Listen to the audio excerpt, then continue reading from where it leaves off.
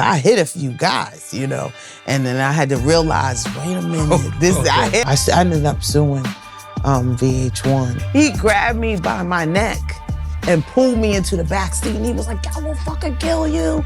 He asked me to go on a show, Black people that are considering Trump. And so he hit me so hard, and I became an abuser.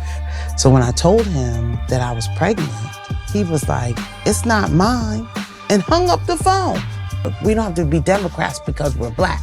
Rolling her eyes up in her head and spit on me. She was like, I told you that I was possessed. And I started losing my breath. She was like, sit the fuck down. I was like, you're my pimp. Scars podcast where the truth never lies. We are back with another episode of Scars. Today, I am sitting down with the lovely Miss Butler. How are you doing? I'm so wonderful. Thank you so much for having me. I'm happy to be here. Listen, we are glad to have you at the studio with us. Yeah. So, Miss Butler, tell us a little bit about yourself. Wow. Where do you begin, right, on a journey that I've been on? I grew up in Cherry Hill, New Jersey, born in Philadelphia, grew up in Cherry Hill, New Jersey, through a largely big family, Butler family out of the area. Got a basketball scholarship to go to college. Went to Long Island University, Brooklyn, which landed me in New York. I'm in the Hall of Fame there, 1,000 points, 1,000 rebounds. Went on to work for social services, Rikers Island, homeless services, youth services. Then I went on to work with Reverend Jesse Jackson Sr., and that was really iconic, and ran for Congress in 2018. Mm-hmm. This is him. I gotta cut this off. Go ahead. Mm-hmm. My bad. Go ahead. I'm sorry. Ran for Congress 2018 and in the Harlem community.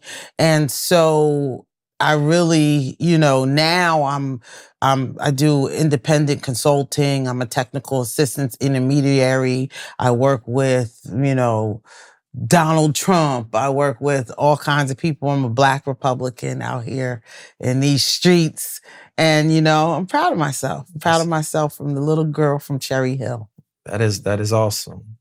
So, Miss Butler, let's get into some scars. Sure.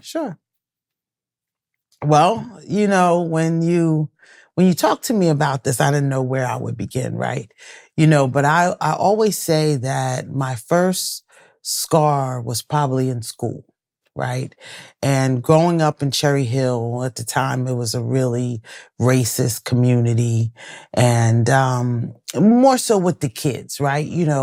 My family was the only Black family in the community, right? And so when we were in school, from kindergarten till 12th grade, it was just one of us, one Black person maybe in all the classes, just one, and everybody else was white. And we got separated when we went to school. We had a tight-knit Black community in our neighborhood, Batesville. Shout out to Batesville. We had a tight-knit community there, but then when we went to school, it was rather, more white, and we had to experience a lot of racism. And this is how I think that I got to Jesse Jackson, because growing up, they called me chocolate fudge. They took Velcro, and they were like, look, it sticks on her hair. And they just teased me, my brother, and all my cousins, and we all had to fend for ourselves because we were all in different grades. And so, one day, and I guess it was one day, I had enough. I was in kindergarten, so it didn't really go too far. But I remember one day I had just got my Michael Jackson jacket. So this was around the time when Michael Jackson was touring the world, when he was doing his biggest tours, right? So he's doing, I forget the name of I guess it's the Spectrum in Philadelphia. he's doing that, and the Michael Jackson tickets, they're all sold out. So my mom and dad couldn't really afford the tickets right off the bat. And so my cousins who live next door to me, they got their tickets, they got their jacket, they got everything, all their Michael Jackson stuff. And that was like the trend, like how we dress now. The Thriller jacket? The Thriller jacket. Uh-oh. Oh, you know about Yes. the Thriller jacket. And so they had, the zippers and everything. Yeah. And so my mom got me the gold one. So I was already hurt because I didn't get the one, either you had the red or the black one with the zippers and stuff like that. And so my mom got me the solid gold one. It was a shimmery gold one. It was one of the ones in it, but it was a cheaper one. And I was already hurt. So I was hurt that I didn't get the zippers. She like, we can't afford the zippers. And I'm like, okay, well, so I, stunting. And so I wear my, my gold jacket. I had to already pick up my pride off the ground as I was getting to school. And so I get there and I remember it was a lunchtime, kindergarten. I could remember the back doors and everything. And we were outside and I remember Todd Updike. I remember his name, shouting him out. And we made up later, but Todd Updike, I just remember him saying, nah, chocolate fudge and spit on me. And I did like this. I looked down and all I could remember was that was it. And I still see it right now. And that spit started going down my jacket. And I looked up at him. And I woke up. I woke up in my mom's car going home from school. Wow. So I done blacked out on him. So I woke up in the car. I'm like, what happened? My mom was like, you beat the little boy up. School, they sent you home. They sent you home for school. You blacked out on him. I was like, oh. So after that, all the kids never really messed with me again. Right? Because they knew that, Jineea had this button in them. So they never really messed with me again. But when we got into the 12th grade, he apologized. Todd Updike, he apologized for that. And, so I always look at the reason why I was able to gravitate towards Jesse Jackson was because I went through the things that people in civil rights went through, right? So, the timing was different, at a but it very was young age. still, right, it was still happening. Because I said, what am I doing over here with them? But I realized that I was, I too went through it. So that was, I would say, is my first So real tell me scar. about your mom and how that affected you. How this particular Yes. scar affected me? Well, my mom and dad, we grew up, the Butler family, we grew up as fighters, right? So my dad was very, keen on, making sure that we knew how to throw fists and knew how to throw hands and things like that. So they were okay. They understood what we were going through. Mm-hmm. They absolutely understood what we were going through. And I had a conversation with my brother when we were adults and we were riding in the car. And he said, do you know what it was like for me? And I never experienced, none of us ever talked about it to one another, like what we each experienced. Yeah, but he said, do you know what I went through as being the first Black boy in the school? And I'm thinking, yeah, he was. He was there by himself before we even got to the school. And so he said, I had to, and then the family, bravado of the family, he said, I couldn't come home and say that I was fighting every day because they would tell me to go back out there and fight. So I had realized that was really, a place for all of us, to experience. And I think as I'm even talking about it, I want to ask some of the other cousins and family that went through it, but my mom, they handled it, they didn't do anything at that point. My mom, my mom was always, I was a real tomboy. And so stuff like that would really make me tougher, right? It would make me, that much harder. And, we were the Butler family, a sports family. I was a daddy's little girl and I always wanted to be around him. So I always wanted to play sports and I was always outside in the dirt with the boys and stuff like that. And so my dad would take us jogging around Pennypacker Park. It's right around, right in Haddonfield. Mm-hmm. And so we'd go from Cherry Hill, wasn't far, Cherry Hill, and we'd go to Pennypacker Park. So I would ride my bike and things of that nature.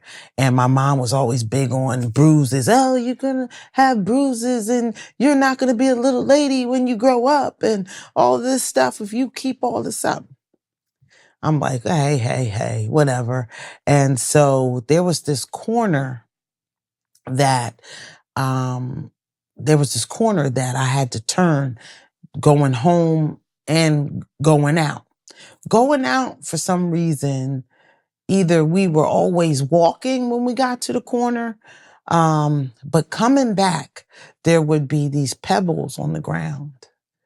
And I could see the pebbles. There would be these pebbles on the ground.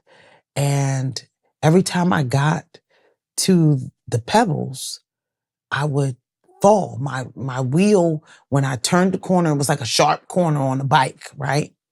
And every time I turned this corner, I would fall and bust my knee open. And literally to where you see the white meat, right? Literally to where you see the white meat.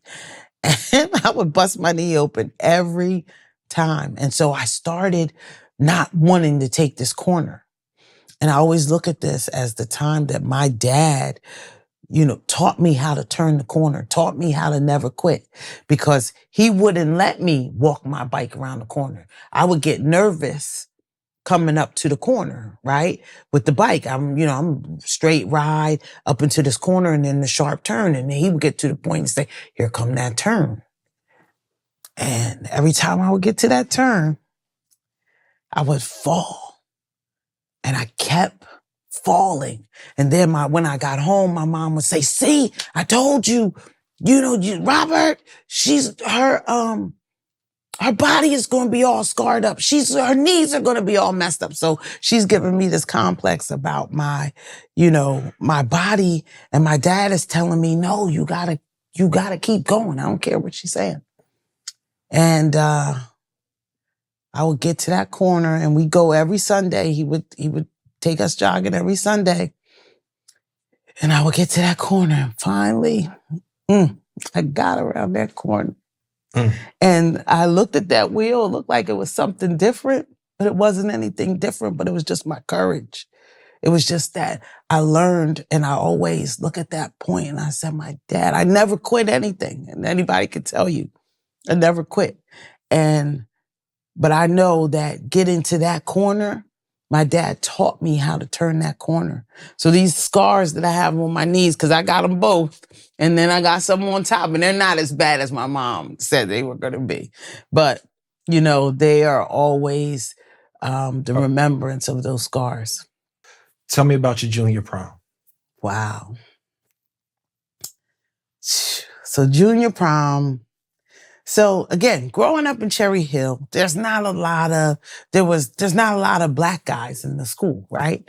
So I found solace in coming to Camden, meeting gentlemen that were growing up in Camden High and things of that nature, and Philadelphia. So I had met a guy at the gallery in Philly, and I was really shy too. I was really shy because I was awkward, right? So growing up in Cherry Hill, there's no black men. The only black men that I had were my 7 uncles that were pretty hard on us too. So it wasn't like you had the kind of social atmosphere that everybody else has. If you go to all black school, everybody's doing everything. I was in school and, the white people were not talking to me. I'm not talking to them, right? As far as dating and stuff like that, it was kind of, taboo. Maybe the boys were talking to the white girls, but, they weren't talking to me. So I was kind of socially awkward, but so I met a guy in Philly, And he I guess he mesmerized me. I don't know what you would call it now, these days. But I guess he mesmerized me in the sense of, just being from Philly. He was from 19th and Oxford, North Philly. He thought he was all that and all this other stuff. So we had a long distance relationship. And at the time, too, telephone bills, it wasn't free. Yeah, it's a long distance call. Long distance call. I was getting in so much trouble off of those long distance calls. The bill was like $1,000. I was slow. Yeah. I couldn't stay off the phone. My mom and dad, what you doing? So my junior prom comes around. And, I didn't have anybody go with him, in Cherry Hill schools. This guy was, he's my boyfriend or so-called, I don't know, at the time. And he told me he was going to go, to my junior prom with me and everything like that. And then so when it was time to start getting fitted and do all that stuff, he just disappeared. No phone calls, no nothing. So I had to decide whether I was going to go to my prom or not. My mom was, I got a dress that was custom made, my first custom made dress. It was wild too. It was beautiful. And, I couldn't not go. So this was a time in my life where I learned that, you're going to do a lot of things by yourself. And so I showed up, to the junior prom, by myself, in my, I could still see myself, and it was something where you had to have the courage to do it because everybody was there with somebody. And, and here I am, by myself, no excuse, couldn't make excuse for the guy because he had never called me. He disappeared. And it's funny now, I still know him now. We bumped into each other. He actually, when I got to college, he ended up working for my aunt in Norristown. And he just happened to be working for my aunt. So me and his mom, we touched bases and things like that. And we were cool at that point. But it just goes to show that, a classless individual was a classless individual. So I look at him now and say, not that, he's not doing what he's supposed to do, but you just lost one because I was that one. And so that experience really made me be able to stand on my own too, no matter what. So that was just so instrumental in my life, just being able to stand there and solo. When you go back to look at my junior prom pictures, had on the peach and the cream and, Okay. standing solo, Okay. So again, socially awkward, right? Growing up in Cherry Hill really made me socially awkward as far as when it came to relationships because, here I was, this athlete, coming from a good family and everything like that. People that would talk about us, they would talk about, oh, she's from Cherry Hill. You guys keep your doors open and all of this other kind of stuff. So I met a guy in guess it was my going from my junior to senior year, and I had a party. And so he came over, we had a barbecue. I guess it was my junior year. And he came over and he was from Lindenwood. And Did he go to your high school? No. Okay. So he went to Lindenwood. He was from Lindenwood. Anybody that I dated was outside of the Cherry Hill realm, so it was either Camden, Philadelphia. Now here you got Lindenwood. And so, he and I were very cool. We picked up and we started running together. He was a little older. I guess I was about 16 at the time. I guess he was 19 or I guess he was 18, turning 19. And so he had just got out. He wasn't in school. And I was playing basketball and everything. And so he said to me one day, he said, I got this girl. This was early on. He said, I got this girl that she won't leave me alone. You think you could come beat this girl up for me? And I was kind of like, me? Cheerio? Like, I could, but I didn't understand where it was going. He's like, just ride with me over here. So we ride over there. And his mom came to where the girl was, right? To the girl's house. And she said, he's going to get you in trouble. He's going to get you in trouble. This doesn't have anything to do with you. Leave that little girl alone. That's what his mom is saying To you. to him about me. Right? She's saying, leave that little girl alone. She's saying to me, like, that whatever situation, whatever relationship he had with the girl, the mom knew the girl too, because she knew where she was living or whatever. And so she was like, he's going to get you in trouble. That's what the mom said to me. He's going to get you in trouble. Like, again, I'm still kind of wet behind the ears when it comes to all this stuff. So I heard her. Right. And so me and my white girlfriend, we had one night we went to Philly. I think it was like the Electric Factory or something like that. We were going to Philly and we were like, okay, come with us. So he came with us and he came with us. And I remember it being like extra for him to come with us, that he didn't have anything to wear. It was a whole bunch of stuff. It was just like extra for him coming with us.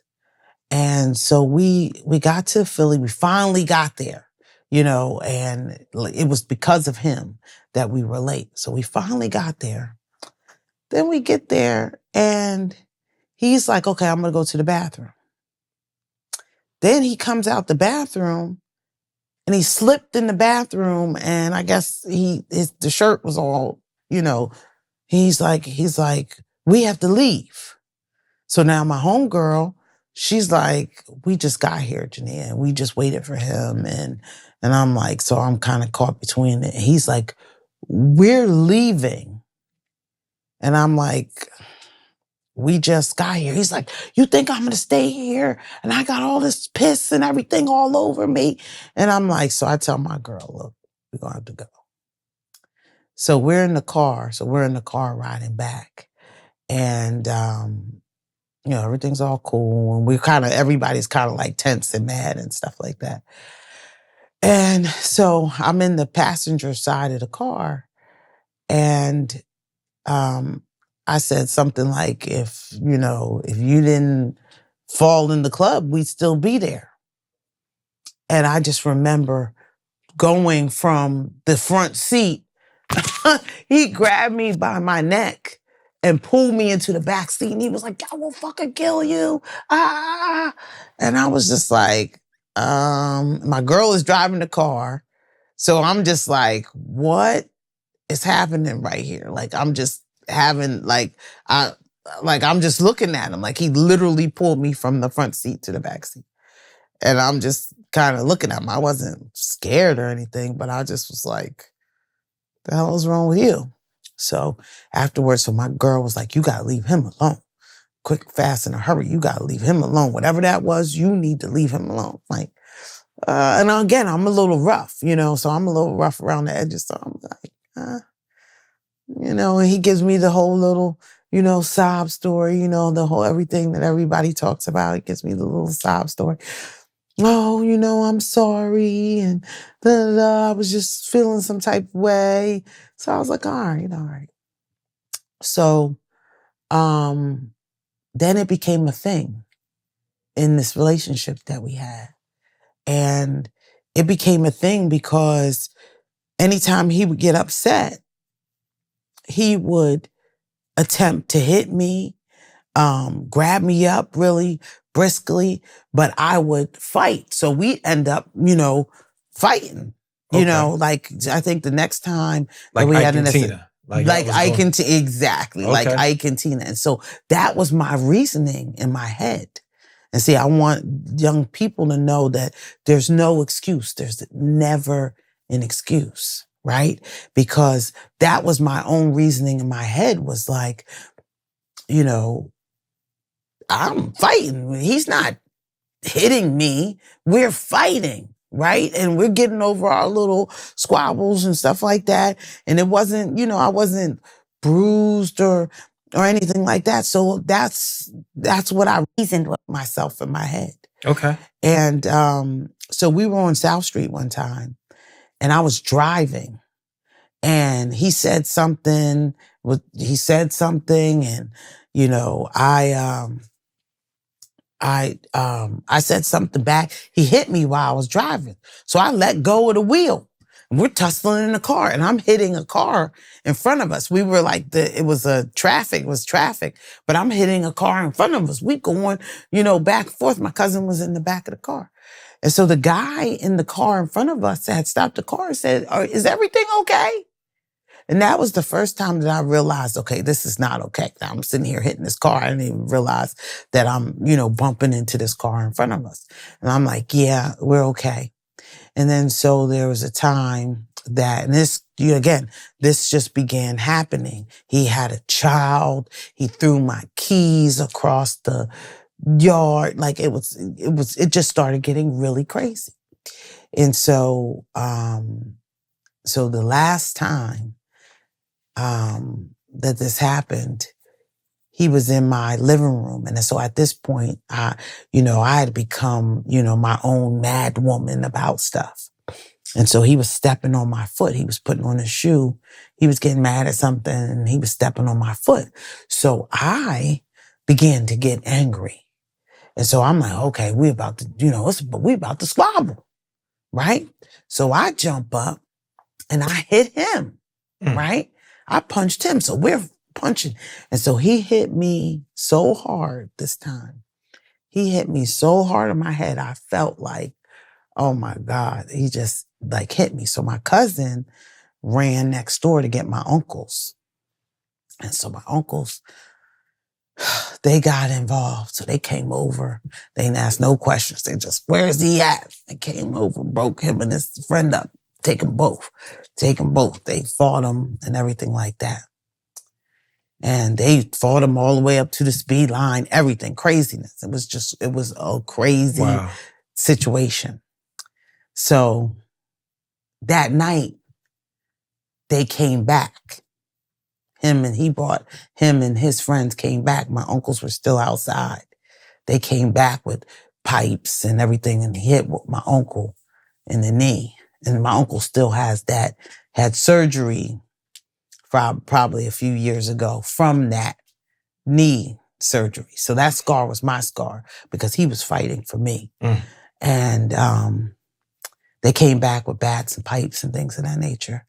And I knew that, it had to be over. So all this time that I was reasoning with it, and now you mess with my family. So what am I going to do, right? You mess with my family. Like, do I turn against my family? You know how you hear the stuff where, they went and beat up the family and all that kind of stuff. The family got involved and then the girl went back. And I was like, nah, I'm not going to be like that.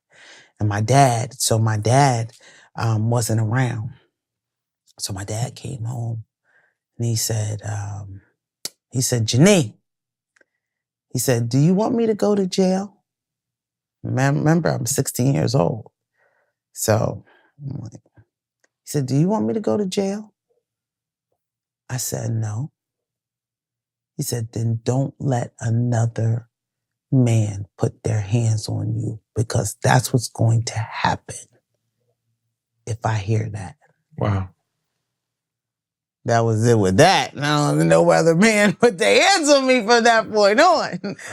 But let me just say that turned me into my own domestic violence abuser, right? That turned me, and I have to be careful about my thoughts and my viewpoints because I hit a few guys, and then I had to realize, wait a minute, I hit a few guys. You ain't gonna speed by that. You have to give me a scar. You put your hands on somebody. Yeah, my husband, I hit a few guys as a result, of, anybody that did anything when I'm thinking about it, I'm like, I hit them all, but I remember that one scar, one of my exes, he I hit him. Like I literally lost my mind. And again, that's the transition of the whole process, right? Mhm. So here, this domestic violence abuser, this DV put this on me. And I became an abuser because anytime that I would feel like I was threatened, now I thought to fight, right? And so I remember one of my exes, he was doing something. I had looked in his phone. I was being a little nosy John. And I looked in his phone. I seen some crazy stuff going on. I woke him up and like I was standing over top of him and I was just like, I was livid. And so again, I clocked him a couple times. And he told me, he says, no, this ain't it. He could have hurt me, he could have really hurt me. But he was like, I can't do this. I can't, And so that was a scar because we broke up behind that. And when I turned around to give my sob story, oh, I'm sorry. I ain't really mean to give it to you. He wasn't having that. He was like, nah, I can't have no woman putting their hands on me like that. And so that, so again, I had to learn how to, control myself in the process because, it's in me, and so that's why it's never, it never works no matter what, little ladies, no matter what. Tell us about getting pregnant in college. Ooh. Wow. So I got a scholarship to go to school. Got a scholarship. Remember little Cherry Hill Jineea. Again, socially, I'm going to say that I'm learning that I'm socially awkward, right? Mm-hmm. So I get to college on a scholarship, number one recruit, full ride, full years, LIU Brooklyn, I'm in there. So the first year was, I would say, it was pretty rocky because, again, here I go from Cherry Hill, New Jersey, to Brooklyn, New York. At the middle, Black Moon was popping. Brooklyn was popping at this time. And so I go from Cherry Hill to New York.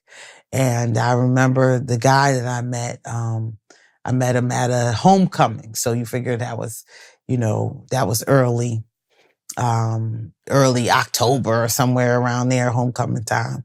And so I met him and we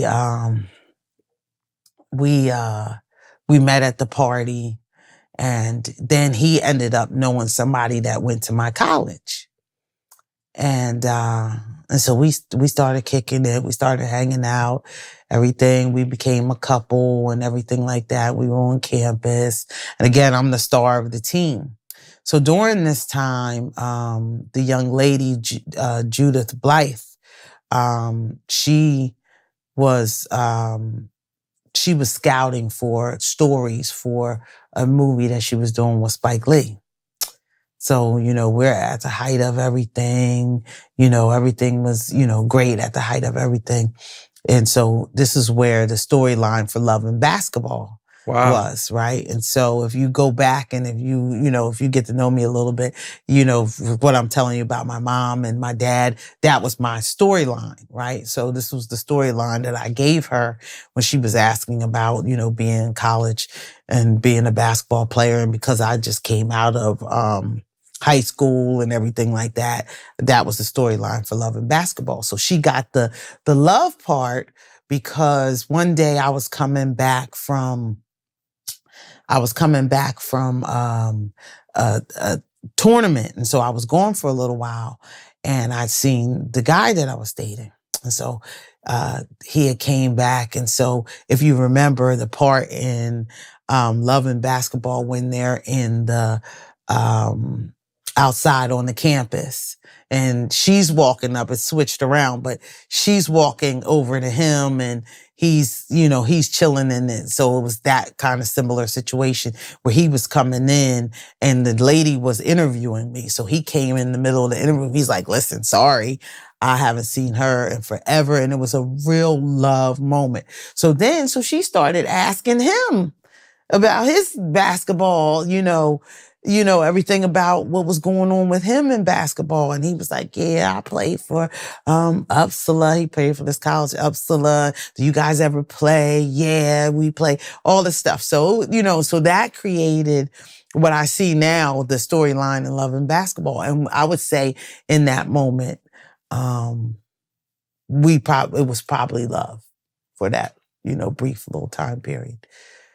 But then, so let's say this is about, we were together all together for about 11 months. And so let's say around the 10th month, I would say I'm pregnant. I'm like, oh my God, I'm in school, just got a scholarship, just got here. My mom, my dad, what could I tell them? So having a baby wasn't an option at this point. Like, it was like this is what you do, right? You go there and this is what you do. And he had started giving me problems and things of that nature.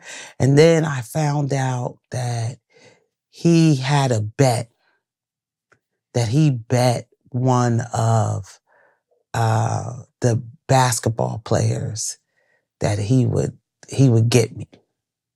He bet one of the teammates. He didn't go to the school, but he bet one of his friends that he would get me. And it was a bet. Oh my God. So I'm like, wow, it was a bet? Are you kidding? He's like, oh no. I'm like, whatever. So when I told him that I was pregnant, he was like, it's not mine, and hung up the phone. What? So now, like I said, if you see my storyline, I'm so socially awkward. I don't even understand this language at this point, because I'm like, who does that? What? And so these were harsh realities that were given to me. So I called his mom. Mrs. Yeah. You know how I've been over your house? Yeah. Well, I'm pregnant. Yeah. And I'm not trying to keep it. I just need help going to the doctor. Then he gonna call me back. Why did you call my mom? Why did I call your mom? Just hung up on me and said, it wasn't yours. Fixed that real quick. And so we went ahead. And that was a challenging time in my life, because it was like, you're doing this. I knew why I was doing it at the time, but I said to myself, you can't regret this. You can't turn around and regret this later on. But I knew that that wasn't what I wanted. I knew that he wasn't what I wanted, that the whole situation, thank God I was able to get out of it at the time. And then when I went to go to the doctor, do you know the night before he was gambling? And then the day of, he said he was short his half of the money. Tell us about spiritual warfare. Wow. So when I was in college, I had a homegirl, and it was a match made in heaven when we started out. Because when I got to college, again, Miss Socially Awkward, I didn't know who my roommates was going to be. I didn't know if I was going to be able to get along with anybody or anything, And when I got to school, my mom had brought me to school when I got there. She brought me there, and it was me and my mom. And so my roommate, she was already in there. And so we looked at each other. She looked at me, I looked at her. We just started running, and we ran for let's say 6 years, because we did some post-grad work and everything like that. 6 years straight. That was my dog. That was my homegirl. And everybody knew me and her. Like, everybody knew us together. We started hanging out with the celebrities. We were hanging out with Ed Lover. You know, we were in the Hot 97 Hot Shots in New York, you know, after I finished playing basketball and everything like that. So, you know, we started, you know, a whole thing, she and I. We ran the college, everything. Like, it was like we ran everything. And we balanced out really well, because she was from the Bronx by way of South Carolina, and here I'm from Cherry Hill and stuff like that. And I, you know, I learned quick. I started getting my little Brooklyn feet there. They was calling me Cherry Hill for the first couple years in school. And so after college, we moved to Harlem.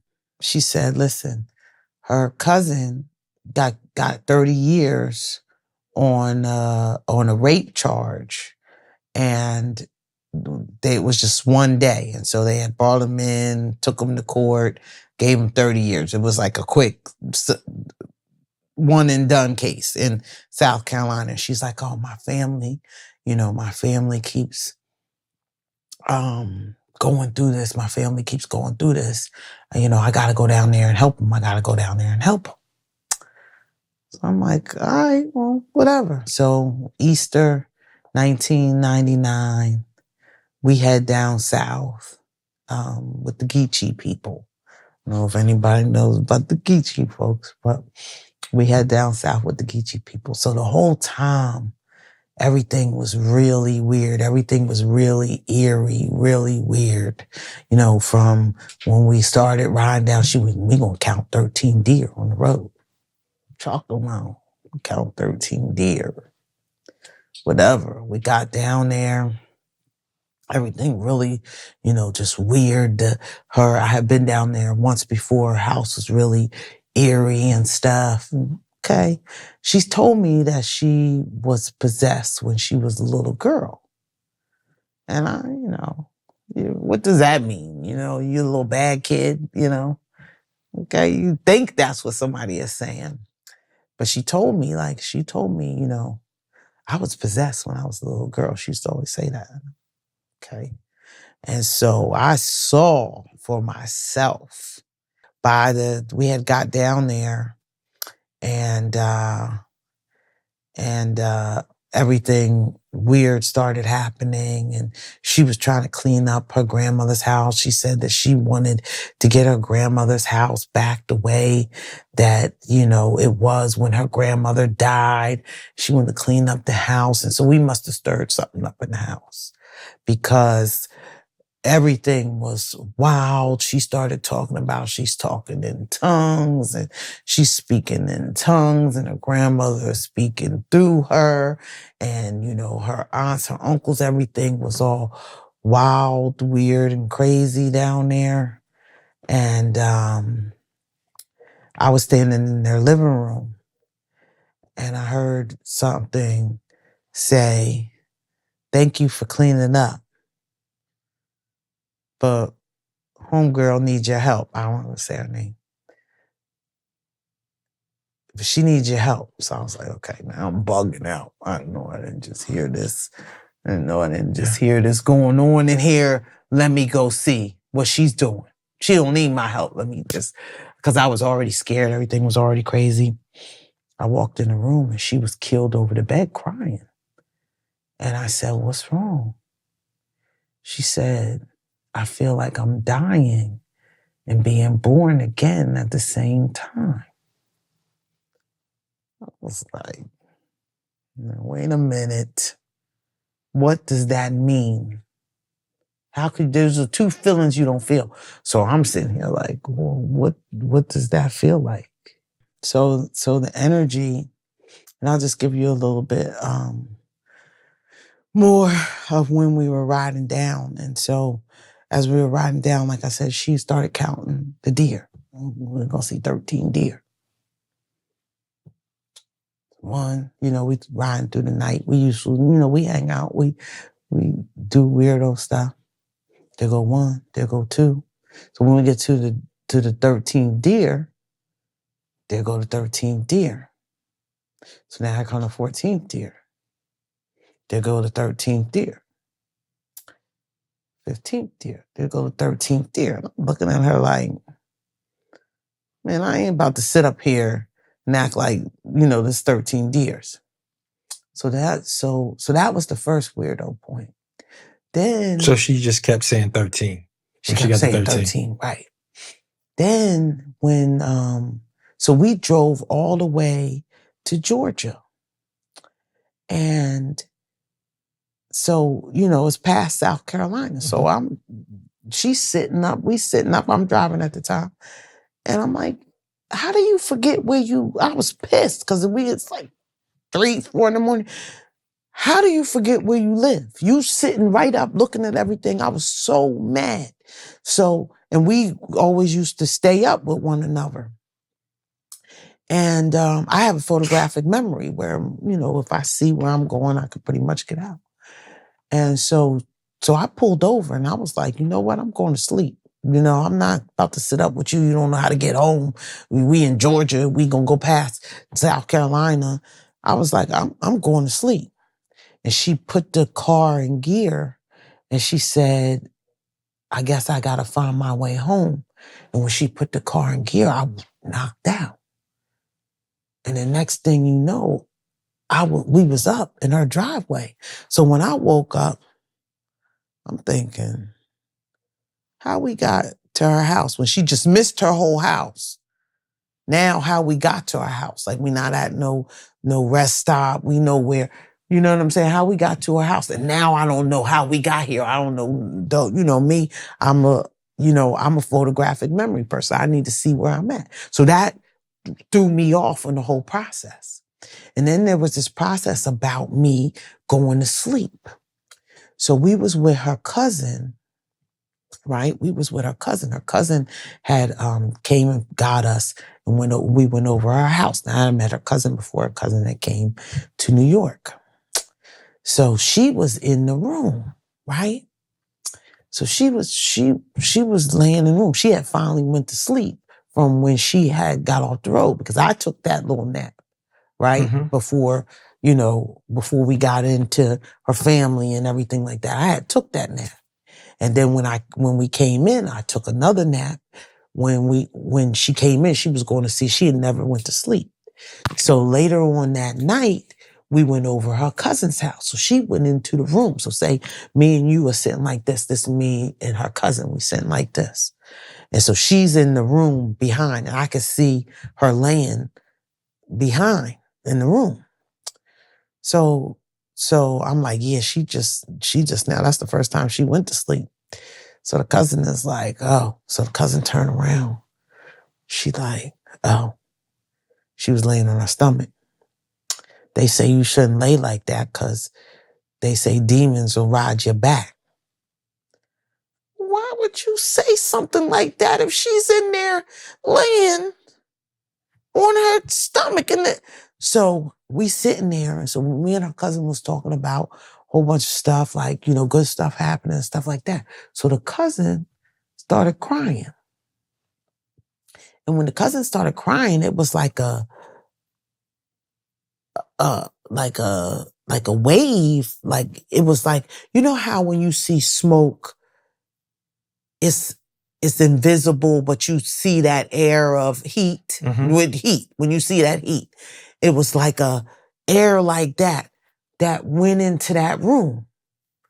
And I'm sitting there, and then so I'm talking to her, but every time I'm hearing over there. So I'm like, yo, you hear that? She like, nah, what you talking about? And every time I look over there, it's stopping. And I'm like, damn, you don't hear that? She like, and I'm looking at her. She's sitting still, but I hear this. So I'm like, nah, you bugging. And so this was the parts that had got me thinking that I was bugging through the whole thing. So me and her cousins, it was two girl cousins, we was in the living room. So she sleep all this time. So we was in the living room, we was chilling. So they had two reclining chairs sitting next to each other. right? So Broad come out the room after she been asleep all this time. So she come out the room. So she got the blanket on her like a cape, like this. So, we funny girls. We looking at her, she walking in. So she just walk out straight with the cape on, walking across the room. We all like, right here, what's she on? Right? So she come. So the one chair sitting next to me, the reclining chair sitting next to me. So she grabbed the reclining chair. Now it's a big reclining chair. So she grabbed the reclining chair that's next to me and go drag it all the way across the room. So we looking at her. She ain't said nothing. She just got the cape on like this. She got her arm out pulling the reclining chair. So now I'm just like, okay, all this crazy stuff that didn't happen, I'm like this. So okay, that's it. So she pulls the reclining chair all the way over in front of me. So now I had enough, okay? It's about to be enough right now because whatever you doing, that's it, okay? So she pulled the reclining chair, sits down in the chair, starts rolling her eyes up in her head. And I am like, okay, now. And she looks at me. I'm asleep. I wake up in the morning. I don't sleep in chairs. I wake up in the morning, she laying on the couch. So now the last thing I saw was your eyes. So she laying on the couch, sitting up all comfortable. So I'm like, how'd I go to sleep last night? So she's just sitting there. She like laid on the couch. She just sitting there. So she like, I said, I feel like you put me to sleep. She said, I know. Like she kind of said it under her breath. I know.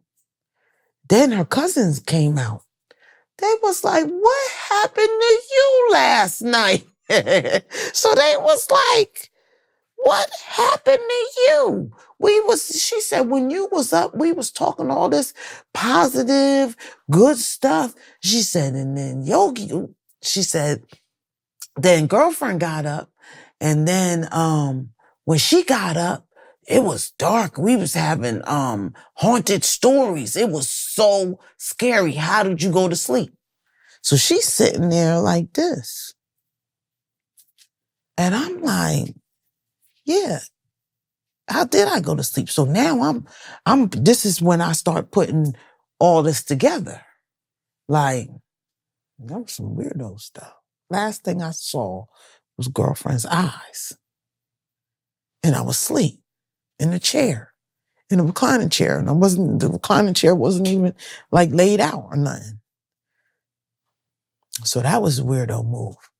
And then when I saw when I was standing in the living room, cleaning up, and I heard, I don't know, it was the grandmother. And so then the hook, line, and sinker of everything was when we was in her room.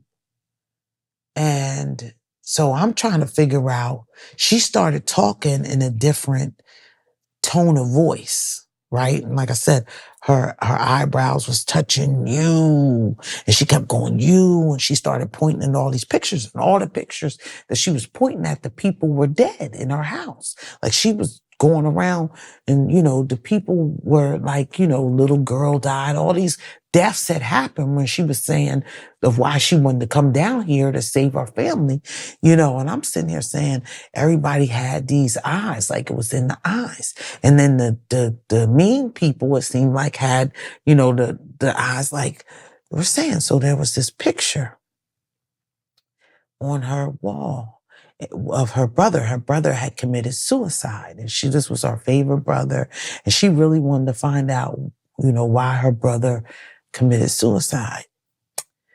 And so her brother, she was like, "Oh, Johnny's on the wall," and she was looking at the picture. She was all nice at this point.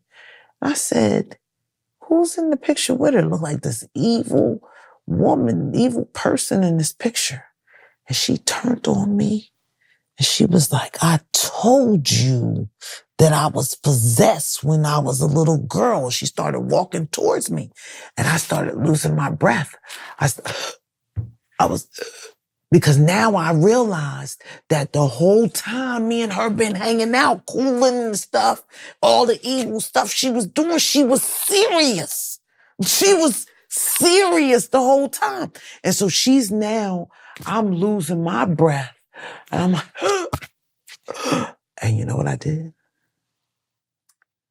said, "You can't touch me."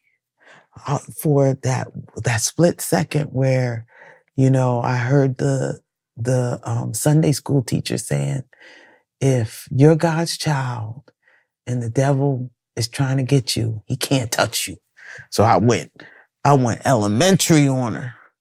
"You can't touch me." And turned around and walked away. Wow. Spun off. So all these, crazy occurrences were happening throughout these nights before they had put her in the straitjacket. And then she's told her cousins. So we were all in there. So her cousins we had went to her grandmother's house because it was raining and all this other stuff. And we had went to the grandmother's house, and we had went there because I needed to change my clothes, because I was like, yo, and that's another sign of the devil, not staying dirty and all this stuff. I was like, yo, I'm on a vacation. I need to go change my clothes, get freshened up. You trying to go all around. They was trying to keep us outside. I'm like, no, I need to go get right. So we went back to we had picked up her other brother, and we had went back to the house. And every time I went to go get a shower, it would start lightning over the shower. I'm like, man, I can't go in there. So the one girl says, her cousin said, "You want to go to my house, take a shower?" I said, yeah, because she saw that I couldn't go in. She saw I couldn't get it done. So she was like, "I'm going to tell homegirl that we're going to go to my house." And then so I went to go knock on the door where her and her brother were. It looked like they were shadow talking. I couldn't hear any voice. It looked like they were shadow talking. And I had knocked on the door right before, I shut the door. I shut the door because they looked like they were, shadow talking. So I was like, I can't hear nothing that's going on right here. Let me just shut this door. So when I went to go knock on the door to tell her that we were going to go over to cousin's house, she was like, "Wait a minute." Then she came out. She was like, "I knew it was you because you knocked on the door 13 times. I'm like, yo, you wildin'. So it was serious. And so by the time, they put her in a straitjacket, and the cousins, they had told the cousins that she had said something to the cousin. The cousin started screaming, "Ooh!" I just remember this high-pitched scream. "How do you know that? Nobody could know that." And all of this stuff. And she was, "I'm speaking in tongue. Everybody get in here. I'm speaking in tongue. Everybody gather around." There was a little girl in there, the cousin's sister, because we had gathered everybody. And so she was, "Oh, I'm speaking in tongue. I'm speaking in tongue. And da-da-da. This one begat this one. This one," she was wilding. So I'm trying to listen to her to figure out what she's saying. Like, what is really going on here? So the little girl said, I'm getting out of here. She was like, sit the fuck down. I told you to sit the fuck down. The little girl jumped into my arms. She was like, ah. I was like, I called her name and I was like, yo. She was like, what you gonna say? She's just a little fucking girl? Yeah. Like, so it was intense. Wow. It was an intense night. Wow. Everything just started progressing and progressing. And then she started saying, I am D, I am evil. And she was saying all this stuff, I am D, I am evil. She was probably, having a breakdown, a mental breakdown. But at the same time, there was something else going on and I was seeing it from my own eyes. So she ended up now this was my dog. So I don't know if you understand what it's like to see your best friend get put in straps in the jacket. Straight jacket. In a straight jacket. And they put her in a straight jacket the next morning because she was, bugging out, calling. She's saying, I'm the devil. And her eyebrows was touching like this in the V. It was real. It was real in the field, okay? It was real in there. And from that moment, I had to dig deep because I had to make it home. Now I was by myself and I was in the middle of all of this. And I didn't know what I was in, right? She talking about, oh, we going to be like Christina Aguilera and we going to be this and that. We going to be, all you got to do is rock with me. Just tell me you believe me. And I'm like, we had a handshake. And I went to go handshake this thing, here, yeah. And she didn't know the handshake. So I knew it wasn't whatever that was in her. I knew it wasn't her. We had a handshake. And wait, so you and your friend had your own secret handshake? Yeah, handshake. And I was like, yeah, I believe you. And you tried to do it. Yeah, and I just left my hand. She didn't know what to do. I just left my hand and she was trying to, whatever that was trying to handshake. It wasn't our handshake. Wow. And I was like, oh my God. So, I had to make my way out of there. And I was on the phone with my mom and dad. My mom and dad, they heard it. They're like, my dad was like, Jineea, think you got to leave up out of there. But in the beginning, I couldn't just leave her because it's like, how, yeah, she's bugging out. But this is my homegirl. And how am I going to just leave her when I know all the information? She's been living with me for the last 6 years. I know her family doesn't even know her like this. And I was like, wow, I can't just leave her. But it was rough. Like something is going on. So I had to get on the road and I had to battle the dark. Yea, do I walk through the valley of the shadow of death. Fear no evil. For thou art with me, thy rod and thy staff will comfort me. And literally, I went through it because I didn't know my way around South Carolina. There was a physical force around me that I didn't understand, that I didn't know. And I tried to, there was energy on me, on my hair. It was crazy. And I tried to go to a hotel to clean up, get rested. Now I'm up for, I'm fast tracking this, but I'm up for 3 days. And up for 3 days, no sleep, trying to, stay above this whole situation, Bibles shaking, all kinds of stuff, right? And she's in the hospital. And before I left, I wanted to make sure that I went to the hospital to tell the doctor what she told me about herself growing up. So the doctor would know how to deal with her. But I was killing myself in that same light because I haven't slept. I don't have anywhere to go. Her family is reneging against me, all kinds of stuff.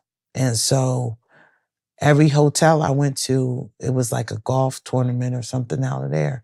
I just remember it being no vacancy, no vacancy, no vacancy, no vacancy. And I was tired. I was in the car. And I really didn't think that I was going to make it because I was tired. And then I felt like I was going to fall asleep. And then when I felt like I was falling asleep, I was going into this trance. And so, and this was the first time that I really trusted in God. And I was like, God, if you're there, I need help. I need help. And my mom and dad, they were scared. And I think more than ever, I was scared for them because they were scared. They knew I was on the road in the middle of the night and I hadn't slept and I was falling asleep. And then one hotel had vacancy. It was a Howard Johnson. That's not my kind of hotel. And, excuse me. So I got to the Howard Johnson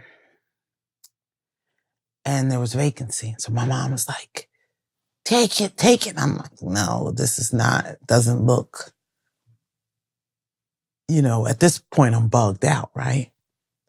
So it was 2 doors from the woods. I went and I got the hotel room, 2 doors from the woods. The lights were on, the air conditioning was on, and it just looked like the room was waiting for me. And I was like, no, I can't do it. And so I went and got my money back. It wasn't up to par enough, like for where I needed. The woods were right there. It was just too much. So I went and I called my mom. She's like, no. I was like, I'm going to make it. And I kept going. And as I was driving out, like further out of South Carolina, the energy that I felt had kind of like it began lifting. And so I just kept driving. And then I just got to a point I realized I was like probably asleep for 10 good seconds, on the road. And I was like, I can't go anymore. I was like, I'm gonna fall asleep. And so I went and I went to this convenience store and my mom said, listen, your aunt is in North Carolina. Get to North Carolina and you should be okay when you get there. Just get there. And I'm dragging, and I just was losing hope. And I went, I tried to, take a little nap under a light. And I just felt like I was just going into a trance. So I didn't know what was happening. So I couldn't let myself go. And I just, like I said, I didn't have any more. And I walked into that convenience store. I said, how far is it to North Carolina? The guy said 6 miles. And that's when I knew there was a God. Because I didn't have any more. I didn't have anything else. But I had 6 miles. I had 6 miles and I got on the road and the first hotel in North Carolina had vacancy. It was a Holiday Inn. I was in there. I went and I bought all the clothes because everything, I don't know what that was all about, but it was wild. And so I had an aunt there. I had an aunt there that was 97 years old. So I went there and I said, Auntie, the demons are chasing me. So I wanted to know, I was crazy. Wanted to know, like, what just happened? She said, the demons. I said, yeah. She said, come on, come upstairs. She never let anybody in her room, my 97-year-old aunt. She took me in her room and it was the green pastures. It was all green. And she said, you can sleep with me tonight.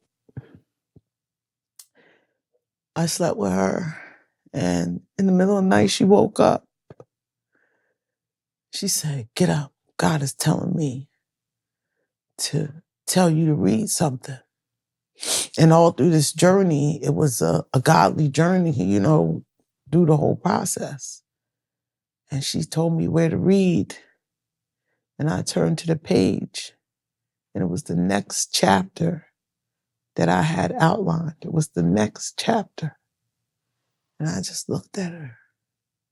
Her eyes got really big, and she said, "How do you think I got to be 97 years old?"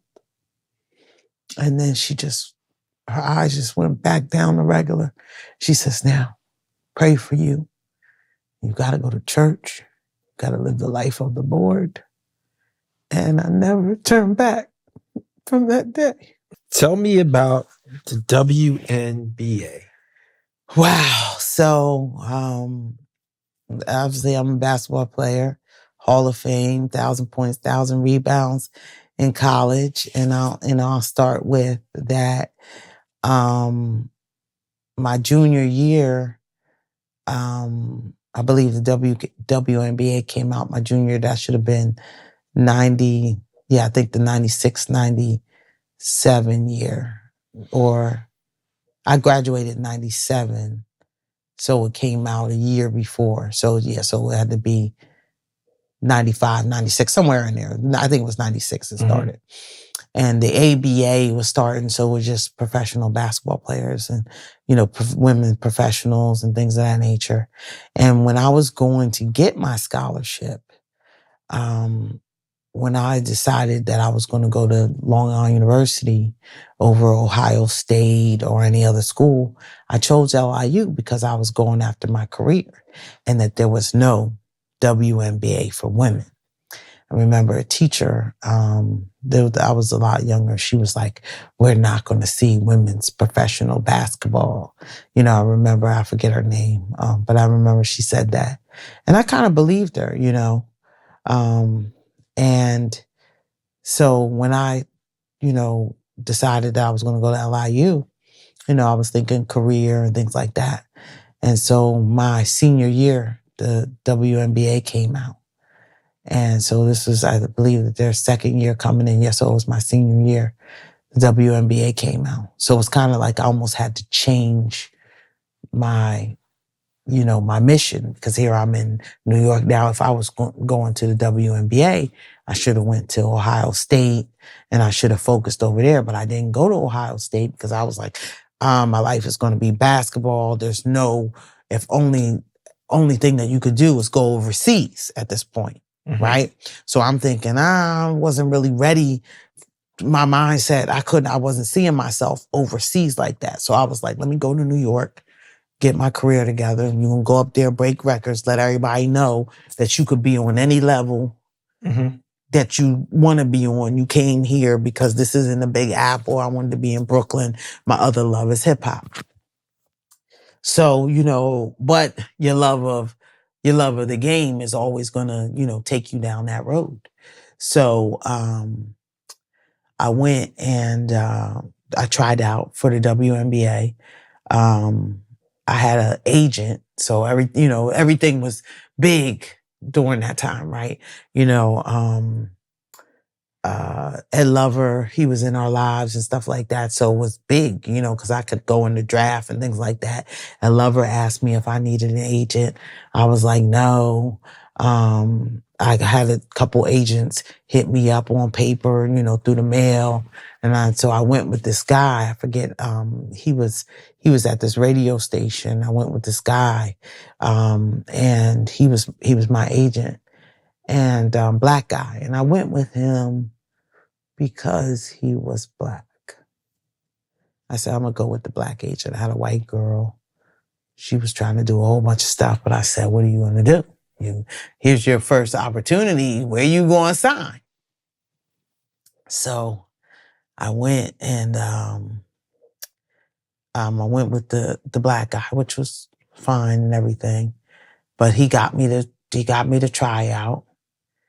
And I did good to it. But during that process, I had a boyfriend that was my ex at the time. And I was blackmailing him, right? And I was, I just was like, I was just mad because we weren't going to be together and things of that nature. And I went in the gym one night, and I was maybe 2 weeks before the tryout. And I used to go into the gym. The guards used to let me in the gym, shoot. There would be no lights on. I'm just shooting, and just absolutely practicing. And so I go in the gym one night by myself, normal night. And I went and I went to go cross over, and I twisted my ankle. And I'm laying on the floor. I couldn't get up. However the ankle was twisted, I couldn't get up. It was that painful. There's nobody in the gym, just me and the black. And I always believe at that moment, that was God saying, don't mess with none of my children. This particular ex his mom was a pastor. And I'm laying there 2 weeks before the tryout. I just sprained my ankle bad. So I'm probably in there 30, 40 minutes because I can't move by myself. How were you blackmailing him? I was trying to, I can't let you just go by that. Like, his mom was a pastor. Okay. So I was blackmailed. I was threatening to tell his mom all about our relationship and everything that he was doing. So that was Okay. my small. That wasn't blackmail. Okay. But it was big because his mom was a pastor. Okay. But I was threatening to tell her all about, I was a mom teller, I guess. And so I was threatening to tell her about all of our escapades and stuff like that. He definitely didn't want to know that. So I was like, give me some money or I'm going to tell. So I sprained my ankle, laying on the floor, maybe 30 minutes or so. And I got up and I was like, why is this so hard? It was like, I just felt like, so I had to ice play tomorrow. So I had to stick my foot in buckets to get right for the WNBA tryout. And so I went with Cheryl Miller, tried out in Phoenix. My numbers, everything was looking good. And I knew that I was getting to the next level. So I get there, we do the tryout. My agent is not there. The other agent that was with me was there. And so I left after I was there.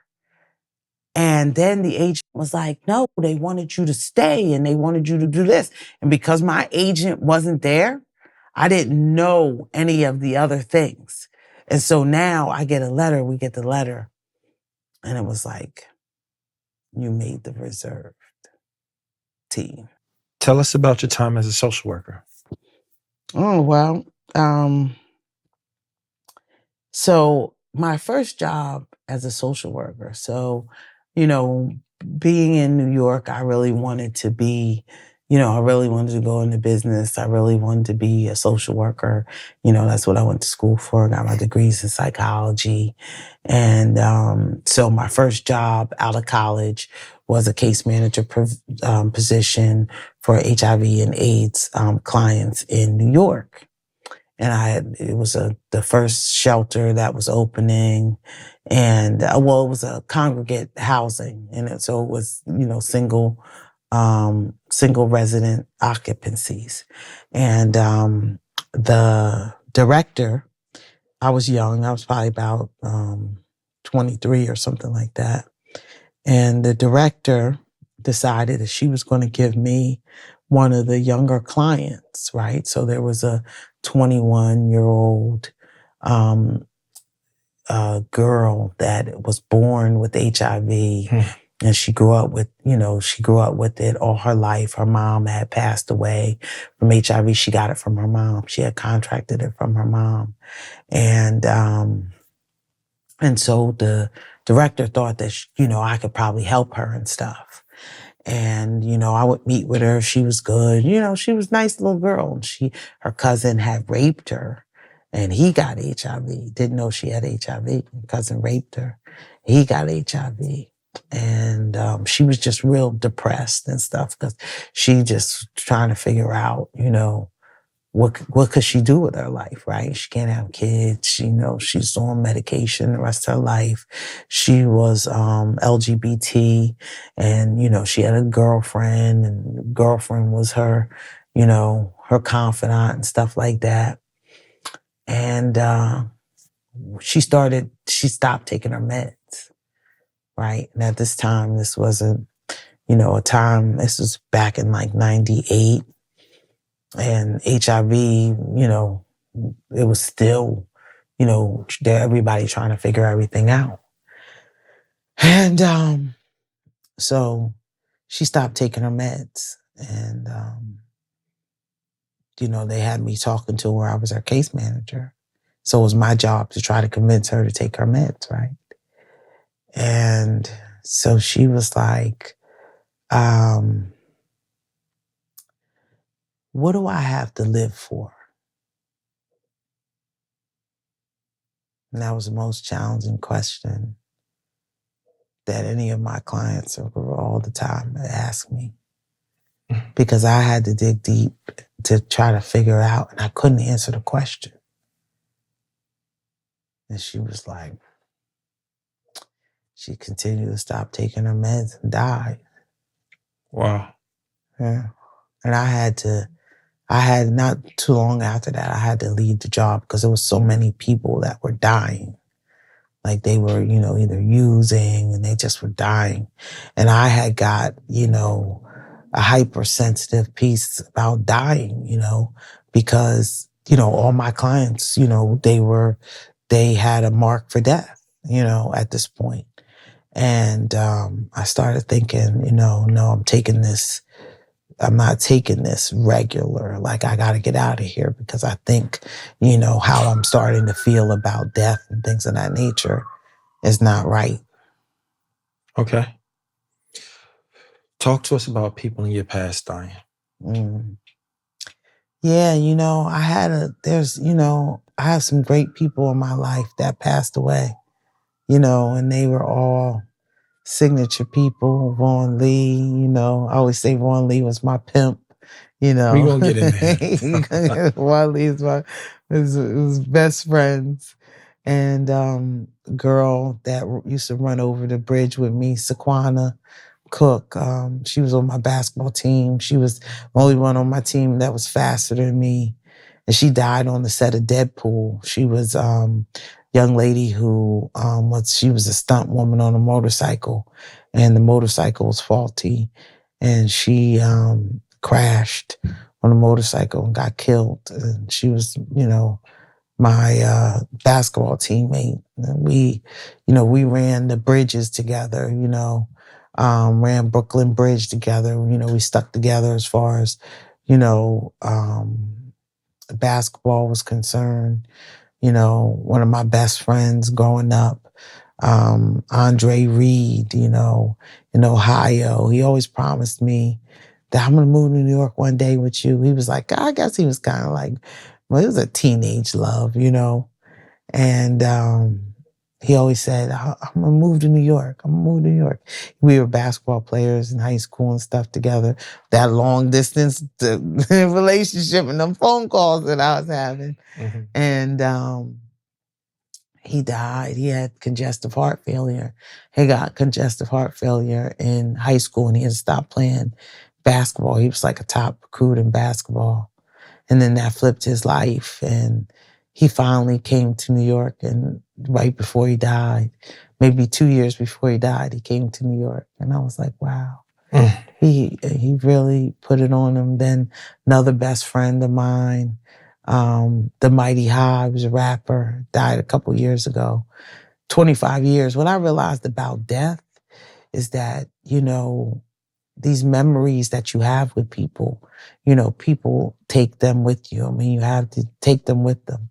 And you have these memories, but, people put a great mark on your life and then they go. And like the Mighty Ha, I will look out for his kids now. He's got 3 kids and they got grandbabies and stuff. So I stay close with them because, he taught them when they were young, that, I'd be somebody for them. So we stick together on that, so it was just George Curry. He was a writer. He taught me how to write.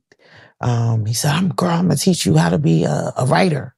And I did a nationally syndicated column with the Black Press.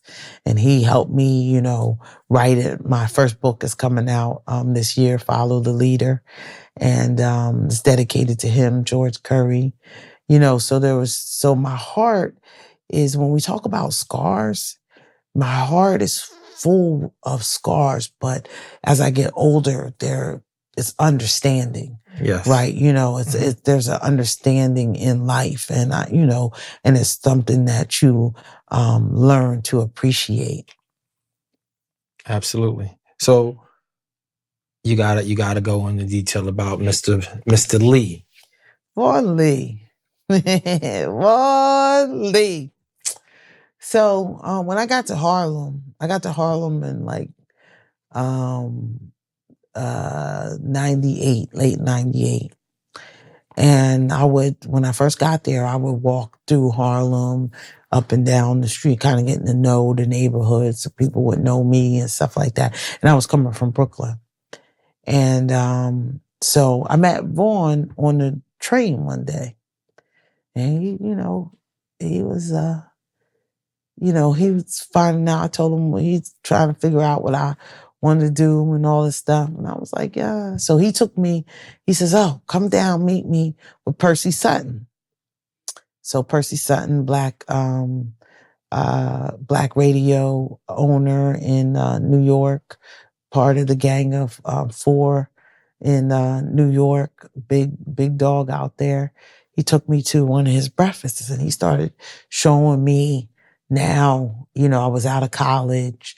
Now I'm going in career rising. So Vaughn Lee started showing me all the ins and outs of who's where, who's what. I told him, this is what I was looking to do. I was doing hip hop stuff and, my hip hop business and everything like that. Social services of hip hop.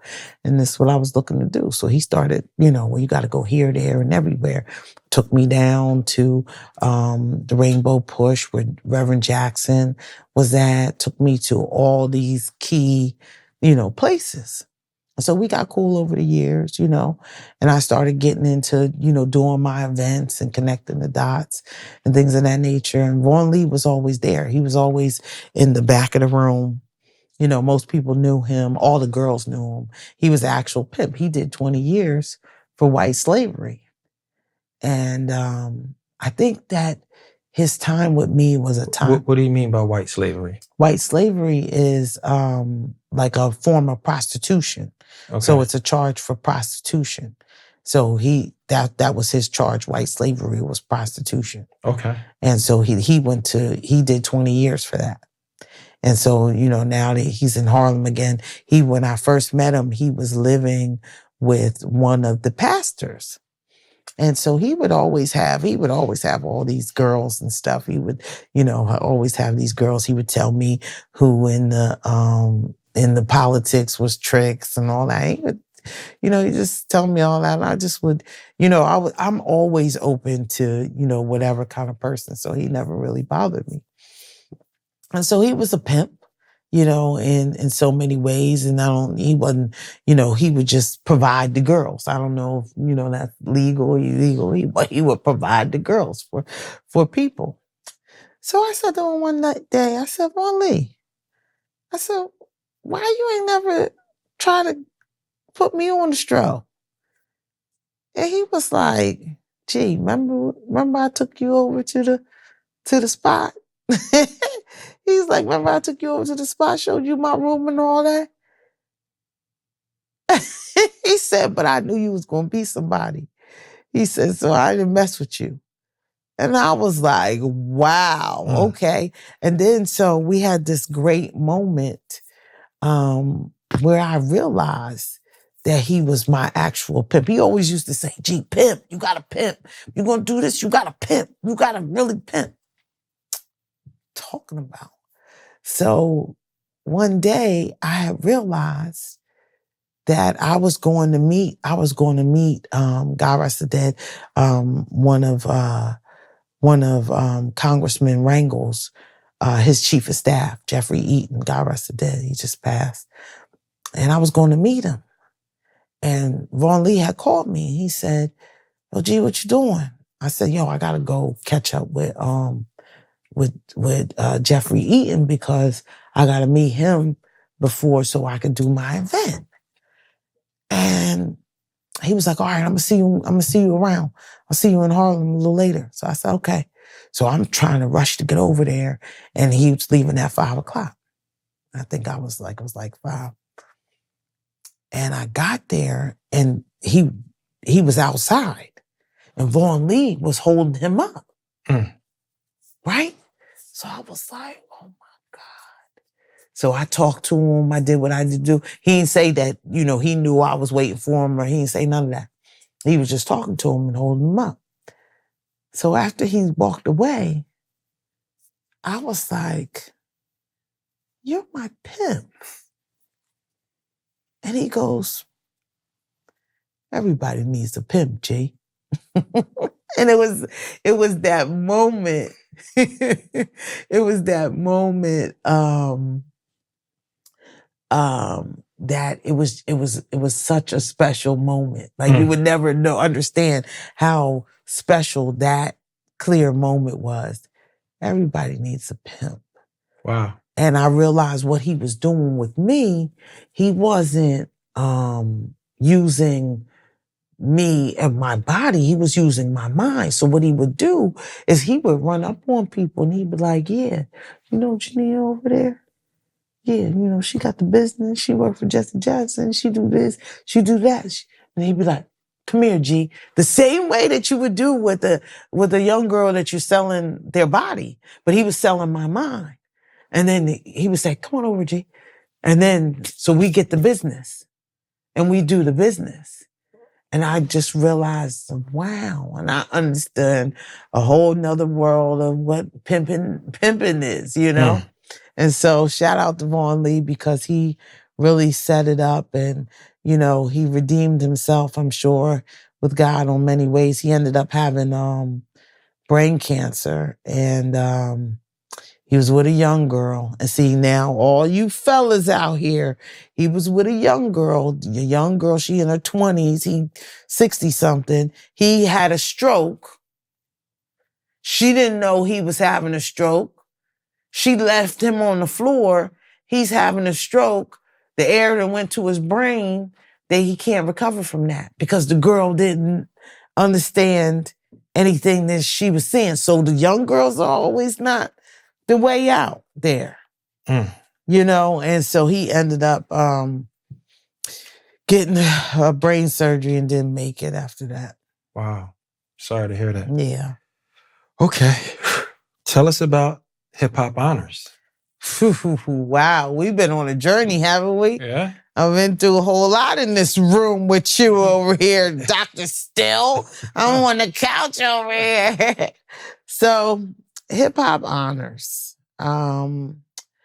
So, the business that I chose after college, in college, me and my roommate that we were, before we had got into everything was hip hop. And so we had started a psychological management company and that model didn't work because we couldn't manage a whole bunch of people at the same time.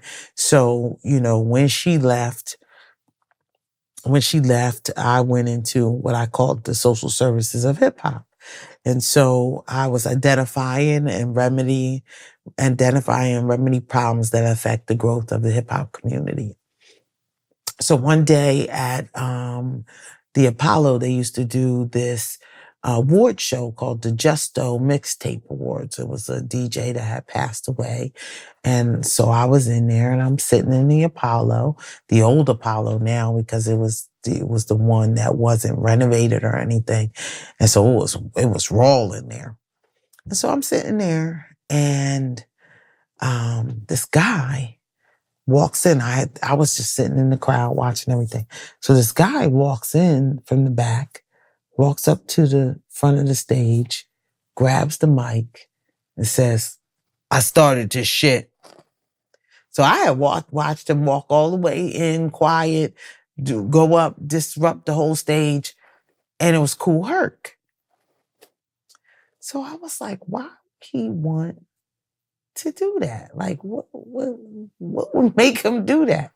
And so I'm like, oh my God. So as I'm studying hip hop, I'm studying it at this point. So as I'm studying hip hop, I'm realizing, oh my gosh, nobody has said thank you to this group of people. Nobody has said thank you. So I said, I'm going to create something. So when I helped out, when I worked on Rikers Island, I helped out Flavor Flav, and he was on Rikers Island while I was there, and I helped him out, helped him, get back into society and stuff like that, and help push his envelope and things of that nature. So I said, I have a formula here. Let me see if this formula works. Let me see if I could take somebody that is completely career written off and everything and over. And let me see if I can recreate the energy around their career. So I did what we call the Dimension of Hip Hop fashion tribute, right? So I honored Flavor Flav, Ernie Panicoli, Ed Lover and Dr. Dre. I had Kevin Powell on there. And I think that's all the people that were on there, but I did it at the Brooklyn Marriott, 2002. And so this was my really second big event. So 2002, did the award show. It was great. It was decently attended. It could have been better, but it was all, I did a dinner and, the award show and everything like that. And so basically, everybody loved the concept and it recreated concept. So one day I'm walking to work. I was getting off the train to work. And I see this big billboard on the train, and it's with Salt and Pepper, Ed Lover, and Dr. Dre, special with Kevin Powell and Ernie Panicoli and Flavor Flav. I'm like, that's my show. I'm like, that's great. I'm like, but why didn't anybody call me? And then all of this is going through, and I'm realizing, that's my show. And I'm realizing they stole my show. The whole thing. So I watched it and I said, well, maybe I'm missing something. Maybe, they couldn't find me, something of it. So I watched the whole show, the whole concept, the recreation of, the old school, because that was the show. That was the concept of the show. And I'm waiting till the very end. Ed Lover, say something. Somebody say something. I gave you guys all back your careers. Somebody say Jineea. Nothing. And that, out of all the scars of my life, that hurt me the most because that was something that came out of me. That was, creativity that came out of myself and that I was really helping the people get back on. So if that happened I think theirs came out in 2004, if I'm not mistaken. And and I didn't know what to do. I ended up suing VH1, but there was no lawyer. I did a pro bono sue just to make sure that it was down on the paper. And it's something that I'll probably, pick up again because you got the BET honors now, and they had to take it. That's why they don't do the hip hop honors, but you got BET honors, you got all these other honor shows in similar fashion. But I've given so much to the hip hop community because I felt like when I was in college, this was the soundtrack that made me get 1,000 points, 1,000 rebounds. The Wu-Tang, all the people that, that really were the soundtracks in my ear to make me go crazy and go after my hustle. I wanted to give back to them. And I think that's something that hip hop never understood. And then now as we venture into the 50th year of hip hop, and I played a huge part of that in putting hip hop back together again, it's just like they're very unappreciative. Mm-hmm. And that's a scar that is definitely there, and it started back in 2002, and then it's still kind of here, still kind of lingers. Because again, I did a lot of work in the hip hop community to bring it back. And now, like I said, without me or Reverend Jesse Jackson, because I went to Jesse Jackson and I said, there's still value in hip hop, but it's not these young kids. We have to bring the essence back. We brought out living legends. I did a show with Rakim in 2015 that really put hip hop back on the mark. But what I found is that the truest and the realest people in hip hop are true and real, and everybody else are just, it is what it is. But that was a deep scar, still a scar, Very interesting. That's a good one. How did I link up with Trump? So right before President Trump was running for office, he's in New York. So I wanted to, he was putting out little programs in New York. So I wanted to, holler at him anyway about, the stuff that I was doing. I want to connect the dots with this money, right? And so right before he ran for office, I said I wanted to, talk to him. So then he was running. I was like, oh, yes. I was right on time. As soon as he said he was running, I was like, yes. And so I sat down with at the time, the Manhattan borough chairman of the Republican Party. And she was like, you think that Trump? I was like, yes. So good guy in New York. He's the vice president of the state GOP, state Republican Party, black guy, John Burnett. He asked me to go on a show, right, on Comedy Central. He asked me to go on a show, Black people that are considering Trump. So I'm like, all right, we got to do this. But I'm going at Trump like, yeah, this is a gangster right here. I'm going to talk gangster business to this dude. He going to hear me when I'm talking. So I'm like, yeah, I'm going after this. So I had went and got on the show. It was with Larry Wilmore. It was his show on Comedy Central. And they were like trying to clown us. It was, I believe it was 5 or 6 of us. And that's all that they could find. He was like, oh, I found Black people that are considering voting for Trump. Do they exist? And everything like that. Yeah, okay. So we were on the show. Now, what I threw out there was the line that Kanye West picked up, because I said, I'm not going to be clowned on this show, right? And so I said, I screamed out, you don't have to be Black because you're Democrat. He was saying that how would you convince other family members, how would you convince your father that you're a Republican and to vote for Trump? And I said, we don't have to be Democrats because we're Black. And I threw it out there on purpose. Kanye West picked it up and he started running off with Candace Owens.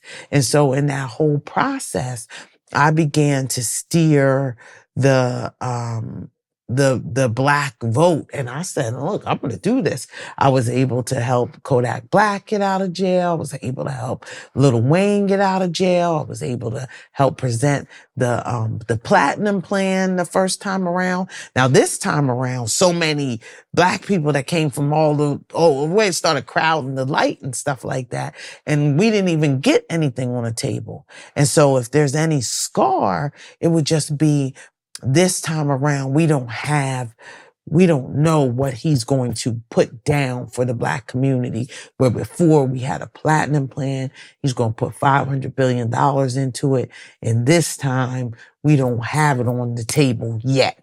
And so now it's going to be an uphill battle. So I owe the black community, something, for our vote, because we went from less than 5% of a Republican receiving, a Republican presidential candidate receiving the black vote to over 15% of the black vote. And that was historical since I think it was Lyndon B. Johnson. Wow.